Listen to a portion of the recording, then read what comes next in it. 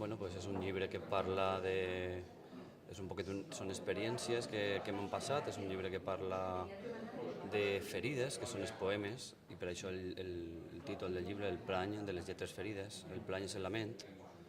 Antigament hi havia unes dones que eren llogades per anar a lamentar els morts i inclús fingien el plor refregant-se cebes als ulls.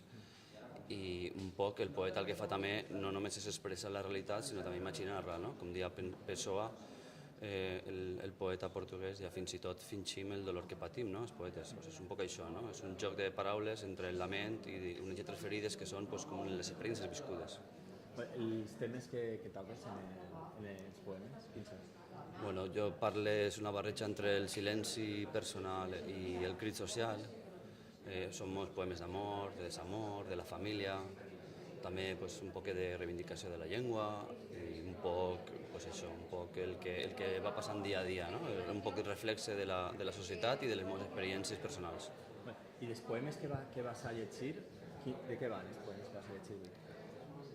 Sobretot els poemes que vaig llegir avui és la dedicatòria a la meva germana i a la meva família, un poema que tinc un sonet a ma mare i un poema que vaig escriure a 5 anys que falta mon pare. Després tinc algun poema d'amor i desamor que si em dona temps també es llegiré.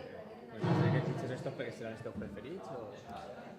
Sí, els que més sentiment a lo millor he ficat i altres que també estan més treballats per el ritme i la rima, no? Perquè penso que la forma és important en els poemes.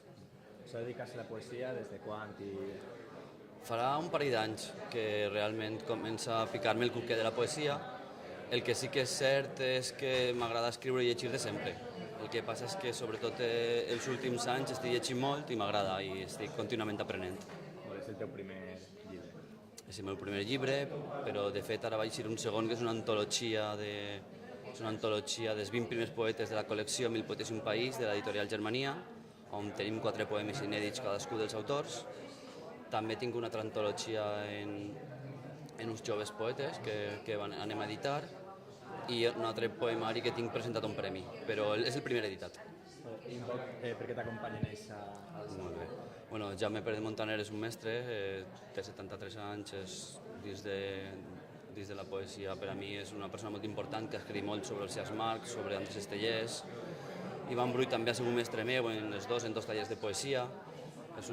Jo per a mi crec que és una de les persones ara mateix més importants dins de la poesia jove actual i són, a part de dos grans persones, dos grandíssims poetes i molt grans persones. Moltes gràcies.